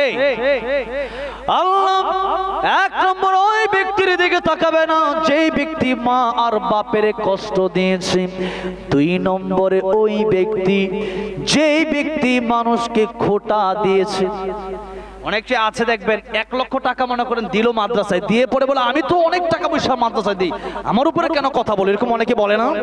যারা বলে আপনি দান করে আপনি জাহান্নামের বোঝা আপনার কাঁধে তুলেছেন। এই জন্য গরিবকে দান করবেন, খোটা দেওয়ার নিয়তে নাই, কিয়ামতের ময়দানে আল্লাহ আপনারা দিবে, এই নিয়তে দিবেন। আপনি দান করলেন আবার খোটাও দিলেন, আপনার তো আমও গেল সালাও গেল। আমাদের বাংলাদেশে আমও গেল সালাও গেল না, আপনার দুনিয়াও হারালেন, দুনিয়াতে 1 লক্ষ টাকা এটা ফাও গেল। আর আখিরাতেও কিয়ামতের ময়দানে আপনার জাহান্নামে জ্বলতে হবে। কেন? আপনি টাকা পয়সা মাদ্রাসায় মসজিদে দিলেন, আপনি দ্বিতীয়বার কথা বলতে পারবেন না আমি দিয়েছি, এটা অহংকার করে আপনি বলতে পারবেন, আল্লাহ আপনার দিকে কিয়ামতের মধ্যে রহমতের নজরে তাকাবে না। 3 নম্বরে যে কথার প্রসঙ্গে এতগুলো কথা আমি বললাম, 3 নম্বর কথা হলো ওই যুবক ব্যক্তি বা ওই ব্যক্তি যেই ব্যক্তি নেশার সাথে জড়িত ছিল, বিড়ি সিগারেট মদের সাথে ইয়াবার সাথে বাবার সাথে জড়িত যারা। এখানে তো কলকাতা মোটামুটি কমই হয়, ত্রিপুরা থেকে আমি কলকাতা আসলাম, ত্রিপুরা যাওয়ার সময় 3-4 বার আমাদেরকে চেক করা হলো। আমি জিজ্ঞেস করলাম এতবার চেক করলো কেন? বললো এখান দিয়ে ইয়াবার বাবা প্রচুর পরিমাণে যায়। তো সেই ত্রিপুরার কথা বলছি আর কি, সেখানে তো শুকরের মাংস বিক্রি করা হয়, এরপরে সাপ দেখলাম রাস্তাতে যাচ্ছে, এগুলো তারা ধরে খেয়ে ফেলে। তো এইরকম যাদের অবস্থা, কুকুর মেরে কুকুর খেয়ে ফেলতেছে, তো এই যদি অবস্থা এত, আমাকে আমাদের ওই কমিটির লোকেরা বললো হুজুর এখানে যারা আছে এরা বাচ্চা যখন জন্ম নেয় তখন তাদের মুখে মিষ্টি দিতে হয়, হ্যাঁ ডান কানে আজান বাম কানে একামত দিতে হয়, তারা প্রথমে বাচ্চার মুখে মদ ছিটায় দেয়, নাউজুবিল্লাহ বলে। এইরকম এখন তাদের ধর্ম ঠিক নেই, তাদের ব্যাপার। কিন্তু এখন আসেন এই মদের সাথে ইয়াবার সাথে বাবার সাথে সিগারেটের সাথে যারা জড়িত থাকবে এরা কিয়ামতের ময়দানে আল্লাহর রহমত পাবে না, আল্লাহর রহমতের নজর তাদের দিকে আসবে না। এখন এই মদের সাথে এই ইয়াবার সাথে বেশিরভাগ যুবকেরা জড়িত। আপনারা বলেন কথা ঠিক না ঠিক? এই নেশা আমাদের ছেড়ে দিতে হবে। এবার আসুন, যুবকদের ভালো হতে হবে। যৌবন বয়সে ইবাদত যারা করবে আল্লাহ তাদেরকে কিয়ামতে আরশে আজিমের নিচে ছায়া দান করবেন। সুবহানাল্লাহ। আর 4টা কথা বলে আমার আলোচনা আমি শেষ করব। আল্লাহ নবী বিশ্ব নবী বললেন শাবাবাকা ক্বাবলা হারামিক। 5টা বলেছিলাম না? 5টা সময় আসার আগে 5টা সময়কে গনিমত মনে করে সংক্ষিপ্ত করে দিচ্ছি। আমি জানি আগে তো মানুষ ফজর পর্যন্ত বসে থাকতো। ওই যে প্রতাপপুর দরবার শরীফে এসেছিলাম অনেক, প্রায় 1 বছর আগে মাহফিলে, ওরা সারা রাত সারা দিন সেখানে লক্ষ লক্ষ মানুষ থাকে, ওখানে এমনি চলছে। আর আমাদের ধৈর্য তো নাই, 1টা ঘন্টা হলো না তাই আমরা ওঠাটি শুরু করে দিয়েছি। হ্যাঁ, এই জন্য ধৈর্য থাকতে হবে। ইন্নাল্লাহা মা'আস সাবিরিন, আল্লাহ তাদের সাথে আছে যারা ধৈর্যশীল। আমাদের নামাজ ঠিক তাই ধৈর্য নাই। ইয়া আইয়ুহাল্লাযীনা আমানুস্তাঈনু বিস-সাবরি ওয়াস-সালাত, আল্লাহ বলেছেন আগে ধৈর্য ধারণ করো পরে নামাজ পড়ো। বিস-সাবরি ওয়াস-সালাত, আল্লাহকে নামাজের কথা বলেন নাই, আগে বলেছেন বিস-সাবরি, সবর, ধৈর্য ধারণ করো। তো এই জন্য ধৈর্য আমাদের নাই আজকে। ধৈর্য নাই বলে নামাজের কমপক্ষে 10টা মিনিট লাগায় আপনি 4টা রাকাত নামাজ পড়েন, তা না, 4 রাকাত নামাজ পড়তে 4 মিনিটও লাগে না, ঠিক কিনা? হ্যাঁ, এই জন্য 2 নম্বরে আল্লাহ নবী বললেন সিহহাতাকা ক্বাবলা সাকামিক, সুস্থ থাকা অবস্থায় আল্লাহর গোলামি করো, অসুস্থ হয়ে গেলে পারবা না। গতকাল জুমার নামাজটা পর্যন্ত আমি মসজিদে গিয়ে পড়তে পারিনি, এত অসুস্থ আমি ছিলাম। বাসায় ঘরের ভিতরে নামাজ পড়তে হয়েছে, কত অসুস্থ ছিলাম চিন্তা করেন। এই জন্যই অসুস্থ হলে পরে খাওয়া দাওয়া করা যায় না। করা যায়? খাওয়া দাওয়া ঠিকভাবে খাওয়া যায় না। গত কলকাতার কয়েকজন লোক পরপর আমাকে দাওয়াত করেছে। আমি ওই মসজিদ ইমাম সাহেবকে এত দাওয়াত নিলেন কেন? বলতে হুজুর মানুষ খাওয়াতে চায়, আমি করবো কি? এখন না খেলেও কষ্ট, আর বেশি খেলে এটা আরো বেশি কষ্ট, ঠিক কিনা? বেশি খেলে আরো বেশি কষ্ট।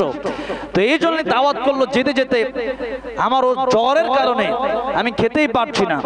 তো এই যে অসুস্থ হয়ে গেলে পরে, এখন সুস্থ থাকলে পরে 3 প্লেট খাওয়া যায়, আর অসুস্থ হয়ে গেলে পরে 2 লুকমা খেতে কষ্ট হয়ে হয়ে যায়। যদি খেতেই কষ্ট হয়ে যায় তাহলে ইবাদত করতে কষ্ট হবে না অসুস্থ হয়ে গেলে? এই জন্য নবীজি বলেন সুস্থ থাকা অবস্থায় আল্লাহর ইবাদত করো, অসুস্থ হয়ে গেলে পরে পারবে না। সুস্থ আছো তো আল্লাহর গোলামি করো, অসুস্থ হয়ে গেলে বিপদে পড়ে গেছে। সুস্থ আছো বেশি বেশি আল্লাহর শুকর আদায় করো। আমরা কত টাকা পয়সা চাই, ওইটা চাই, ওইটা চাই, আর আপনি যে সুস্থ আছেন এটা সবচেয়ে বড় নিয়ামত, ঠিক কিনা বলেন? এটা আপনার জন্য সবচেয়ে বড় নিয়ামত। এবার আসেন নবীজি বললেন 3 নম্বর গিনাকা ক্বাবলা ফাকরিক। টাকা পয়সা আছে, এই টাকা পয়সা তুমি আল্লাহর রাস্তায় কাজে লাগাও। সকাল বেলার ধনী তুমি ফকির সন্ধ্যাবেলা। এই জন্য টাকা পয়সা থাকলে পরে এই টাকা পয়সার যাকাত দেন, দান সদকা করেন, ইতিমকে দান করেন, গরিবকে দান করেন, ইতিমখানায় দান করেন, লিল্লাহ বুড়িকে দান করেন, মসজিদে আল্লাহর ঘরে আপনি দান করেন। এই টাকা পয়সা কিয়ামতে আপনার উপকারে আসবে। এগুলো আল্লাহর ব্যাংকে জমা হয়ে যাবে। আর যে টাকা পয়সা দুনিয়াতে উড়াবেন সেগুলো আল্লাহর ব্যাংকে জমা হবে না। এই জন্য টাকা পয়সার মাধ্যমে আল্লাহর গোলামি করা যায়। টাকা পয়সা দান করার মাধ্যমে আল্লাহ রাব্বুল আলামিন কোরআন শরীফের বহু জায়গায় বলেছেন ওয়া মিম্মা রাযাকনাহুম ইউনফিকুন। তোমরা যাদের আছে সেগুলো থেকে তোমরা খরচ করো, যা টাকা পয়সা আছে সেগুলো থেকে আল্লাহর রাস্তায় খরচ করো। নবীজি 4 নম্বরে বললেন ফারাগাকা ক্বাবলা শুগলিক। তোমরা অবসর থাকা অবস্থায় ব্যস্ত হওয়ার আগে আল্লাহর ইবাদত করো। আমরা যত দিন যায় তত অবসর হই না ব্যস্ত হই? ব্যস্ত হই। যখন তোমার 2 পা যেথায় খুশি সেথায় যা, যখন তোমার 4 পা ভাত কাপড় দিয়ে যায়, যখন বিয়ে করলেন, যখন তোমার 6 পা আব্বু তুমি কোথায় যাও, তখন আপনার ব্যস্ততা আরো বাড়লো। এখন যদি এলাকার নেতা হন তাহলে আপনার ব্যস্ততা আরো বেশি, আর যদি এমপি হন, মন্ত্রী হন তাহলে আরো বেশি, দেশের প্রধানমন্ত্রীর ব্যস্ততা আরো বেশি। যে যত বড় তার ব্যস্ততা তত বড়। এই জন্য ধীরে ধীরে মানুষ অবসর হয় না, ব্যস্ত হয়। আপনি অবসর আছেন মানে আপনি আল্লাহর গোলামি করেন, আল্লাহর ইবাদত করেন। ব্যস্ত হয়ে গেলে পরে পারবেন না। শেষ কথা, আল্লাহর বিশ্বনবী রাহমাতুল লিল আলামিন বলেছেন 5 নম্বরে হায়াতাকা ক্বাবলা মাউতিক। মরণের আগে তুমি ভালো হয়ে যাও। মরণের আগে যদি ভালো না হতে পারো, মরার পরে মানুষ আফসোস করবে, আল্লাহর কাছে বলবে আল্লাহ আবার আমাকে দুনিয়াতে পাঠাও, আমি ঈমান আনবো, কালেমা পড়বো, নামাজ পড়বো, রোজা রাখবো, হজ করবো, যাকাত দেব। আল্লাহ রাব্বুল আমিন বলবেন আর কোনো সুযোগ তোমাদের দেওয়া হবে না, আর সুযোগ দেওয়া হবে না। এই জন্য মৃত্যুর আগে আমাদের ভালো হয়ে যেতে হবে, মরণের পরে ভালো হওয়ার কোনো সুযোগ নেই। এটা হচ্ছে কথা। এই জন্য মরণের আগে জান্নাতে যাওয়ার জন্য আল্লাহর পথে চলে আসুন, গুনাহ ছেড়ে দিন। 2 নম্বর কথা হলো এই সার কথা এখনো বলতেছি, আরো তো অনেক লম্বা ব্যাখ্যা, সেগুলো আজকে করব না। সার 2 নম্বর ব্যাখ্যা হলো বড় কিয়ামত। যেদিন পৃথিবী ধ্বংস হয়ে যাবে, ইসরাফিল আলাইহিস সালাম সিংহায় ফুৎকার দিবেন, আল্লাহ মানুষকে উঠাবেন, হিসাব নিকাশ শুরু হয়ে যাবে। কেউ যাবে জাহান্নামে, কেউ যাবে জান্নাতে। ওই কিয়ামতটা কোন দিন হবে এটা পৃথিবীর কোনো মানুষ জানে না। এটা কেবলমাত্র আল্লাহ রাব্বুল আলামিন জানেন। কিছু ব্যাপার আছে যেগুলো আল্লাহ ছাড়া পৃথিবীর কোনো মানুষ জানে না। এই জন্য ওই কিয়ামত কায়েম হবে। 2টি কিয়ামতে মানুষের জন্য হয়তো শান্তি হবে, নয়তো মানুষের জন্য কষ্ট হবে। আর এই শান্তি শুরু হবে যার জন্য, কবরে যার শান্তি শুরু হয়ে যাবে, এর মিজান শান্তি, তার পুলসিরাত শান্তি, হ্যাঁ, তার হাসর শান্তি, তার জন্য হাউজে কাউসারে পানি আসবে, সে ব্যক্তি জান্নাতে যাবে। আর কবরটা যার জন্য, আল কবরু রাউযাতুম মির রিয়াজিল জান্নাহ হুফরাতুম মিন হুফারিন নার, জাহান্নামের টুকরা, জাহান্নামের গর্ত যদি হয়ে যায়, উসমান রাদিয়াল্লাহু আনহু কবর থেকে কাঁদতেন। কেন? নবীজি বলেছেন তোমার কবর হলো প্রথম ঘাটি, এটা ভালো হয়ে গেলে সব ভালো, আর কবর যদি খারাপ হয়ে যায় তোমার সব খারাপ। কবরের প্রস্তুতি আমাদের নেওয়া দরকার আছে। কবরের প্রস্তুতি আমরা নিতে চাইলে দুনিয়াদারি বাদ দিয়ে আল্লাহর গোলামি বেশি বেশি করতে হবে।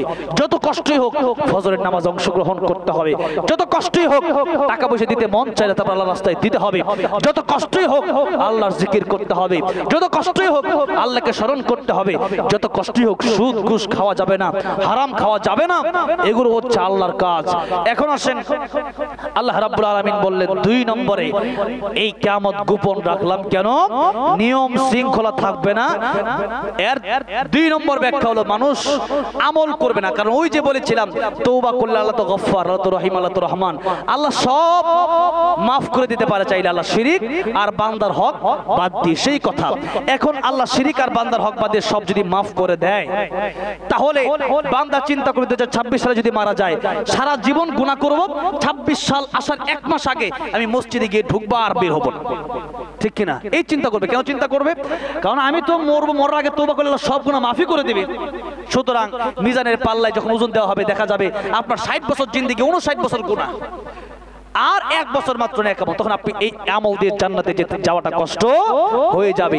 এই জন্য আল্লাহ পাক জানালেন না যাতে করে মানুষ সর্বক্ষণ মৃত্যুর প্রস্তুতি নিয়ে থাকে।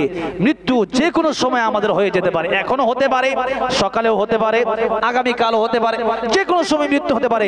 এই জন্য ভালো হবেন কি আগামী শুক্রবারে না এখন থেকে? এখন থেকে ভালো হতে হবে, ঠিক কিনা বলেন? আল্লাহ পাক আমাদেরকে দুনিয়াতে থাকাকালীন অবস্থায় কবরের প্রস্তুতি, জান্নাতে যাওয়ার মতো বেশি বেশি আমল করার তৌফিক দান করেন। জোরে বলেন আমিন। ও আখিরু দাওয়ানা আলহামদুলিল্লাহি রাব্বিল আলামিন। আমার শেষ মুহূর্তে আমি অত্যন্ত অসুস্থতা নিয়ে অনেক সময়, যতটুকু সময় কথা বললাম, আল্লাহ যেন আমল করার তৌফিক দান করেন, পড়েন আমিন। আর হচ্ছে যেহেতু এখানে আমাকে যারা কমিটির আমার ভাইরা, অনেক যুবক ভাইরা, অনেক মুরব্বী বাবাজিরা গজলের জন্য রিকোয়েস্ট করেছেন, সেই জন্য আমি বিশেষ করে আমার আজানও দিতে হবে মানুষ।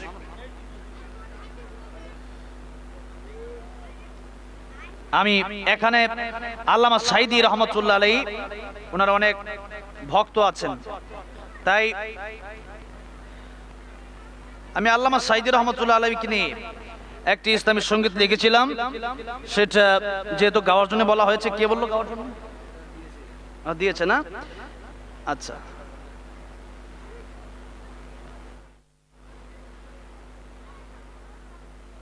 আসলে আমি লিখেছিলাম ঠিক, কিন্তু আমার গজলটা এখন পুরোপুরি মুখস্থ নেই, যার কারণে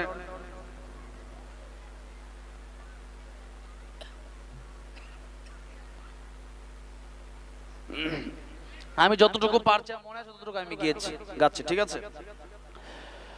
আল্লামা সাইদি তুমি মরণি, শহীদ হয়েছো তুমি এটাই জানি। আল্লামা সাইদি তুমি মরণি, শহীদ হয়েছো তুমি এটাই জানি।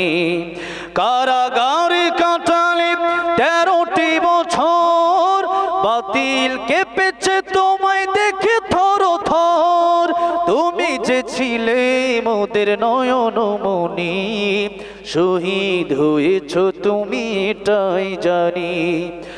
আল্লামা সাইদি তুমি মরণি, শহীদ হয়েছো তুমি এটাই জানি।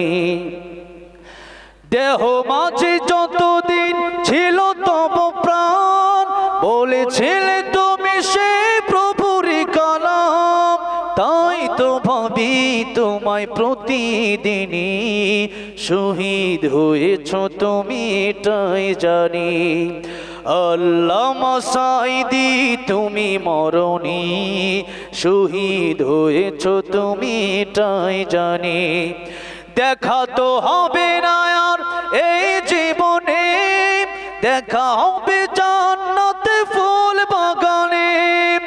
এ আশা কবুল করো আল্লাহ তুমি, পড়েন আমিন। এ আশা কবুল করো আল্লাহ তুমি, শহীদ হয়েছো তুমি এটাই জানি। শহীদ হয়েছো তুমি এটাই জানি। আল্লামা সাইদি তুমি মরণি, শহীদ হয়েছো তুমি এটাই জানি। শহীদ হয়েছো তুমি এটাই জানি। আল্লাহ আমাদেরকে যেন শাহাদাতের মৃত্যু দান করে, জোরে বলেন আমিন। এরপরে আরেকটা ও আজানের জন্য রিকোয়েস্ট করেছেন, সেজন্য আজান দিয়ে এরপরে ইনশাআল্লাহ মোনাজাত হবে। আল্লাহু আকবার, আল্লাহু আকবার,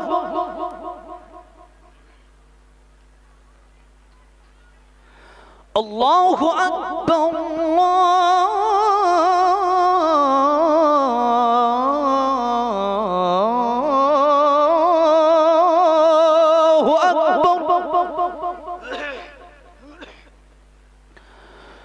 أشهد أن لا إله إلا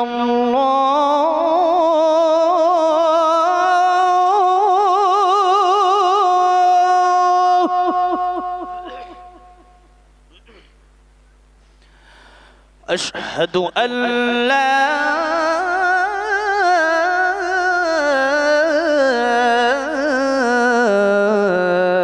إله إلا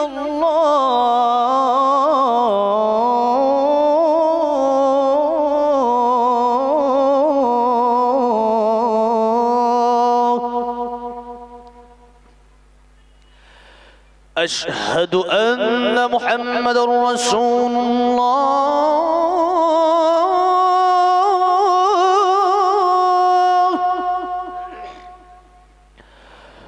أشهد أن محمد رسول الله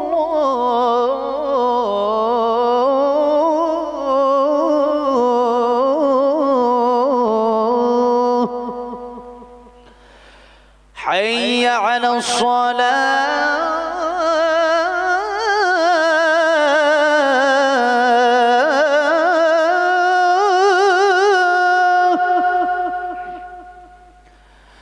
حي على الصلاة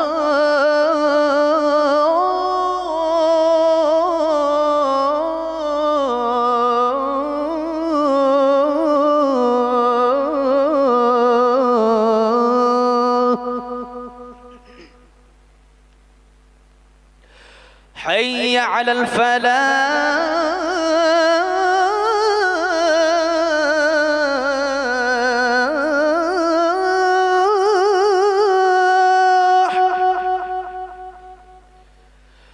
حي على الفلاح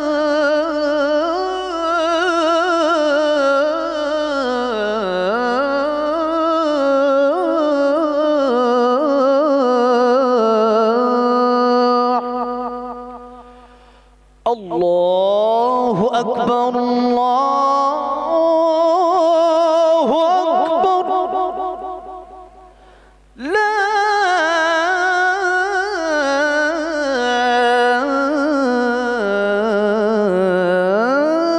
إله إلا الله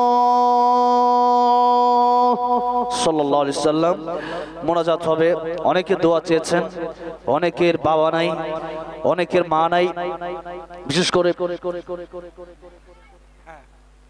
ও মদিনার মাটি যে গজলটা আপনার, যেটা খুবই আমাদের কাছে খুবই ফেমাস এবং খুবই জনপ্রিয়, তাই আপনাকে অনুরোধ করব এটা গাওয়ার জন্য। বটতলা আল মাহির দিনিয়াত মুরাজ্জম মক্তবের পক্ষ থেকে সুমধুর কণ্ঠ থেকে হাফেজ কারি জুবায়ের আহমদ আশরিফ সাহেবকে জানাই অসংখ্য অসংখ্য ধন্যবাদ। আমরা সুদূর বাংলাদেশ থেকে এসেছেন, আর একটু ওনার কাছে আমরা অনুরোধ করব একটু বাংলাদেশ টাইপের কিছু বলার জন্য, যেটা বাংলাদেশি টাইপের, বাংলাদেশ থেকে যিনি এনে দিতে এসছেন, তাই ওনার কাছে আমাদের একটা রিকোয়েস্ট, ছোট্ট করে একটা কিছু বক্তব্য, যেটা আমাদের বাংলাদেশের ভাষাতে একটু আমরা শোনার জন্য অধীর আগ্রহী হয়ে আছি। আপনার কাছ থেকে একটু শোনার জন্য, একটু বলার জন্য আপনাকে অনুরোধ করছি। বাংলাদেশ নিয়ে আমি তো এরকম আসলে কিছু কি বলবো, আমি তো আসলে কোরআন সুন্নাহ থেকে কথা বলি, সেগুলো আমি রিসার্চ করি। বাকি কথা হচ্ছে যে আমাদের বাংলাদেশ আপনাদের এই কলকাতায় বেশি দূর না, কিন্তু হ্যাঁ কয়েকশো 100-150 কিলো দূরেই হবে এখান থেকে। তাই তো আমাকে যত মদিনার মাটিরে গাওয়ার জন্য রিকোয়েস্ট করেছেন, আমার জীবনের সবচেয়ে প্রিয় একটি নাতে রাসূল সাল্লাল্লাহু আলাইহি সাল্লাম, ভারতে এসে সর্বপ্রথম আমি এই গজলটা গিয়েছিলাম, তো এই জন্য আমি সেটা আপনাদেরকে শোনাচ্ছি, এরপরে ইনশাআল্লাহ মোনাজাত হবে। ও মদিনার মাটিরে সকল সুখ বুঝি তোর কপালে, ও মদিনা রে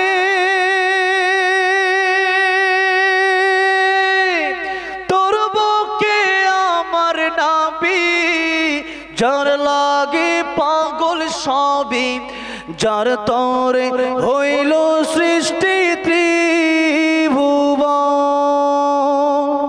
কাঁদি আমি সারাক্ষণে, কখন যাব সেখানে, সহে না আর পরাণে। ও মদিনার মাটি রে, সকল সুখ বুঝি তোর কপালে। ও মদিনারে পাখি যদি হতাম আমি, উড়ে উড়ে যেতাম আমি, থাকতো না মনে কোনো যন্ত্রণা। দেহে নাই পাখায় আমার, সাথে নাই টাকায় আমার, কেমনে কেমনে যাব সেখানে। ও মদিনার মাটি রে, সকল সুখ বুঝি তোর কপালে। ও মদিনারে তোর কাছে গেলে আমি কত সুখী হতাম জানি, তোরে আমি বুঝাইব কেমনে। রোজা মুবারক চেয়ে নবীজিকে সালাম দিয়ে, রোজা মুবারক চেয়ে নবীজিকে সালাম দিয়ে, বলিতাম মনের বাসনা। ও মদিনার মাটি